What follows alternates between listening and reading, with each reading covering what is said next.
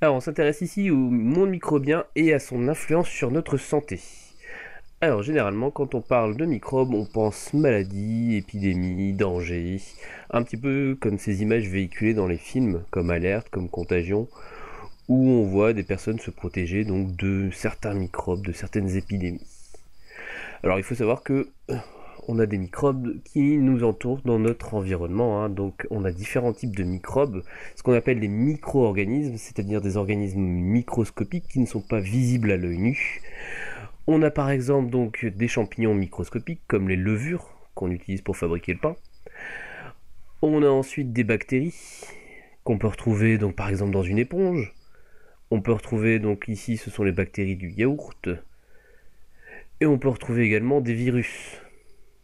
Donc qui sont des organismes un petit peu particuliers, on y reviendra après. On voit qu'il existe des micro-organismes qui sont utiles, dont on a besoin, mais aussi des micro-organismes pathogènes. Alors, pathogènes, ça veut dire que ce sont des micro-organismes qui vont être à l'origine d'une maladie. Par exemple, donc on a des unicellulaires, des organismes unicellulaires, donc c'est-à-dire constitués d'une seule cellule avec un noyau, comme le plasmodium, qui va être à l'origine d'une maladie qui est appelée le paludisme. Des bactéries comme Clostridium tetani, qui est une bactérie responsable du tétanos, ou des virus comme Influenzae responsables de la grippe. Donc tous ces micro-organismes, pour qu'ils entraînent une maladie, vont devoir être transmis d'un individu à un autre. Donc transmission d'un individu à un autre, soit directement par les gouttelettes de salive, hein, au moment d'un éternuement, on dit que le mode de transmission est direct.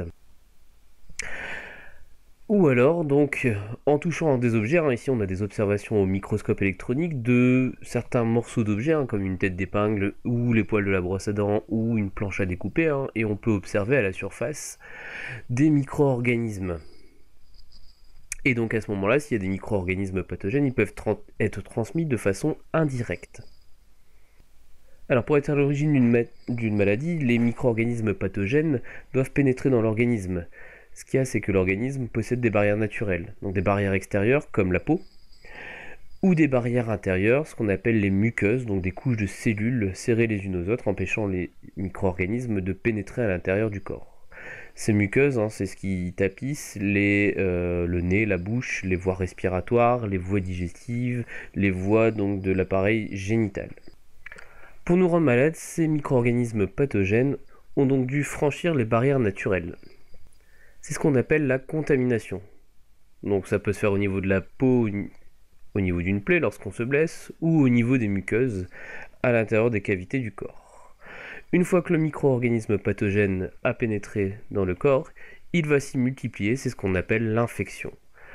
Deux types d'infections en fonction du type de micro-organisme, hein, l'infection bactérienne, où une bactérie va se multiplier à l'intérieur des liquides du corps humain, que ce soit le sang ou le liquide autour des cellules, ou l'infection virale, donc due à un virus a un fonctionnement particulier, puisqu'il ne peut pas se développer tout seul, il est obligé de parasiter une cellule. Donc là, ici, on a un virus qui est en train de pénétrer à l'intérieur d'une cellule, et il va venir s'y multiplier jusqu'à tuer la cellule et libérer tous les virus qui vont aller parasiter à leur tour les autres cellules. C'est à cette étape que vont apparaître les symptômes, c'est-à-dire les signes qui montrent qu'il y a une perturbation du fonctionnement de l'organisme liée à un micro-organisme pathogène qui s'est multiplié à l'intérieur du corps. Comment on va pouvoir donc limiter le risque de propagation des maladies dans la population? Plusieurs techniques ont été développées, hein. Une première technique qu'on appelle l'asepsie. Donc on peut comparer ici deux photographies, une photographie d'une salle d'opération au début du 19e siècle et une salle d'opération actuelle. Les antiseptiques, lorsqu'on se blesse, utiliser donc un produit antiseptique, ou alors les antibiotiques.